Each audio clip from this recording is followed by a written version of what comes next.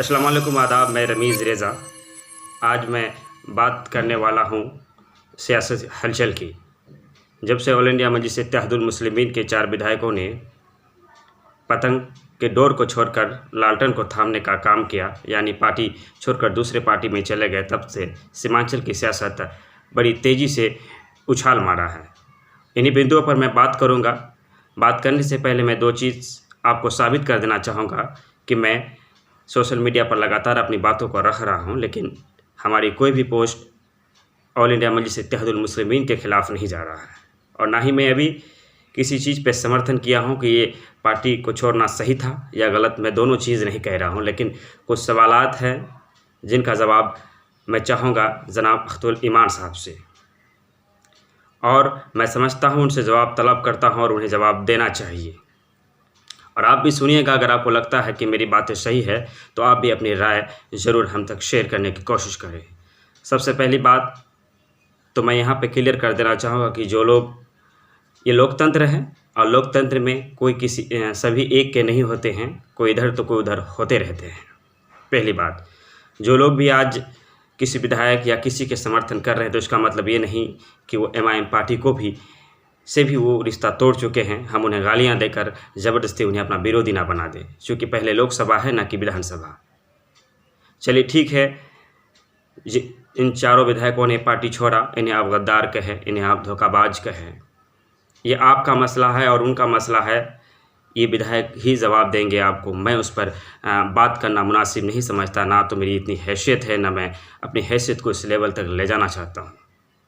लेकिन हमारी सवाल MIM के प्रदेश सदस्य अख्तुल ईमान साहब से है कि ज़रा आप बताइए 2019 में, मैं 2019 से ही शुरू करूँगा, चूँकि 2019 में जब आप लोकसभा का चुनाव लड़ रहे थे तब मैंने आपकी पार्टी का दामन थामा, जबकि उस वक्त कांग्रेस के विधानसभा अध्यक्ष पद पर मैं था, और जब आपकी मोहब्बत में आपकी पार्टी का दामन थामा तो पूछेगा यूथ अध्यक्ष, जिला किशनगंज के यूथ अध्यक्ष मासूम रजा साहब से लगातार 24 दिन तक 3 बजे रात को हम लोगों ने सोने का काम किया।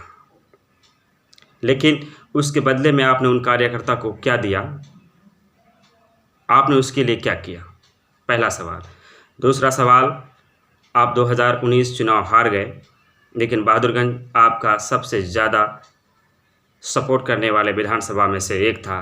क्या ये यूं ही हो गया था? जाहिर सी बात है, यहाँ पर कुछ लोगों की मेहनत हुई होगी, कुछ लोगों ने आप कुर्बानी दे करके आपको आगे बढ़ाने के लिए, आपकी पार्टी के लिए काम किया होगा। जनाब अख्तुल ईमान साहब, आप ये बताने का काम करें कि आपकी पार्टी ने 5-5 विधायक जीता। आपने कितनी बार पार्टी को मजबूत करने के लिए मीटिंगें की? आपने कितनी बार सदस्यता अभियान चलाया?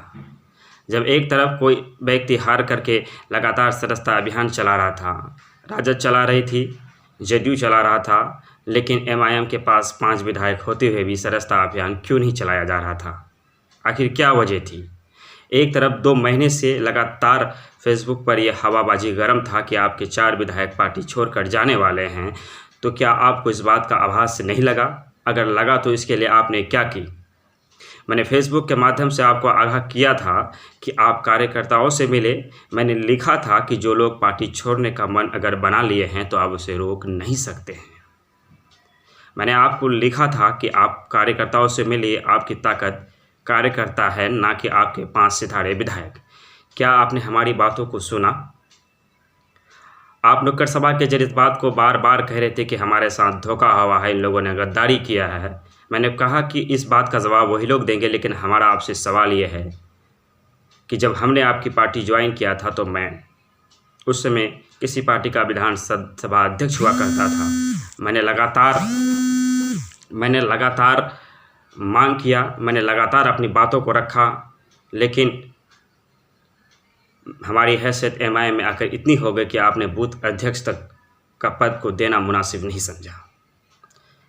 आप बताएं, जब पंचायत चुनाव चल रहा था वहाँ से समयसर पंचायत से मैं भी कैंडिडेट था, लेकिन आप रात 8 बजे जब आप ठाकुरगंज की से आ रहे थे, पूरे दल बदल के साथ समयसर पंचायत के एक मुखिया प्रत्याशी के घर आपने रुका और दल बल के साथ मीटिंग की। उसके बाद से एक हवा फैली कि MIM का आदमी मैं नहीं वो है। जबकि सच्चाई है कि ऑल इंडिया मजलिस इत्तेहादुल मुस्लिमीन का उस पंचायत से सबसे मजबूत कार्यकर्ताओं में से मैं था।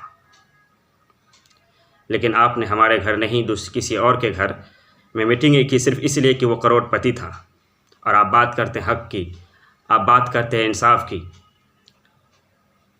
ये किस तरह की हक़ और इंसाफ की बात है आपका? और आज भी जब इतनी बड़ी घटना हो गई तो आपने कितने कार्यकर्ता को याद किया? आपको चाहिए था कि आप पहले एक अंदरूनी मीटिंग करें, रणनीति बनाएं। क्या आपने नुक्कड़ सभा करने से पहले उन लोगों को पूछा जो सही सूझ रखते हैं, सही बूझ रखते हैं? क्या आपने मीटिंग की कि नुक्कड़ सभा करना सही होगा या नहीं? हर फैसला जब आप अपने से लेते हैं, हर फैसला में जब आपका अधिकार होता है, तो फिर आप दूसरे को कैसे बदनाम कर सकते हैं?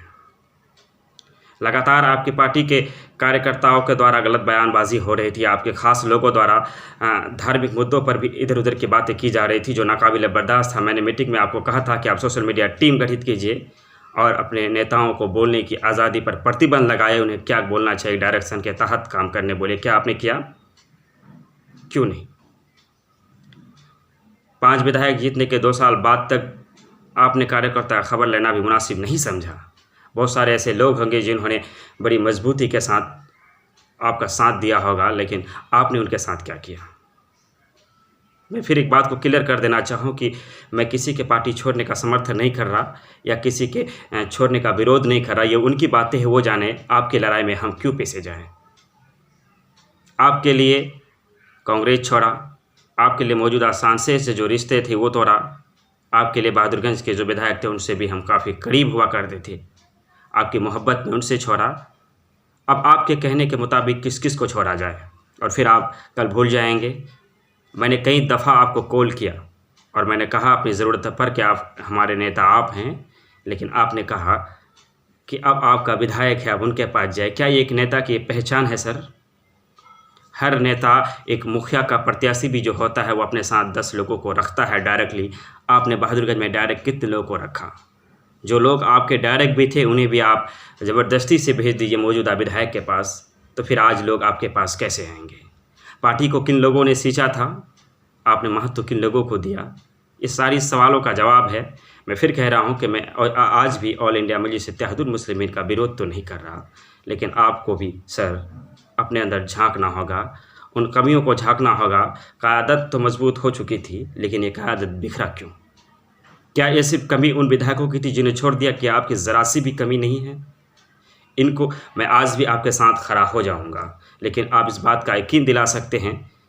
आप कहते कि इन लोगों को बोलना नहीं आता, तो क्या सिर्फ बोलने के निस्बत आप टिकट दे देते? तो क्या मैं आपको गारंटी के साथ कहता हूं, अगर बोलने के निस्बत ही आप टिकट देंगे तो आप भाषण प्रतियोगिता का कंपटीशन करा लीजिए और उसमें मैं सबसे अव्वल आऊँगा। अल्लाह से डर के कहता हूँ, क्या आप मुझे टिकट दे देंगे? जी नहीं, सिर्फ बोलने से टिकट नहीं मिलती है। मैं भी इस बात को समझता हूँ कि सारी चीज़ों को ध्यान में रखना होता है, लेकिन क्या आपने कार्यकर्ताओं से मीटिंग किया था? जिम्मेदारी किसकी थी? मैं सारी चीज़ें जानता हूँ, लेकिन मैं अंदर की बात बाहर, बाहर की बात अंदर नहीं करता। और मैं चारों विधायकों से भी अपील करना चाहूँगा और आपसे भी अपील करना चाहूँगा कि राजनीतिक लड़ाई को राजनीतिक ही रहने देना उचित होता है।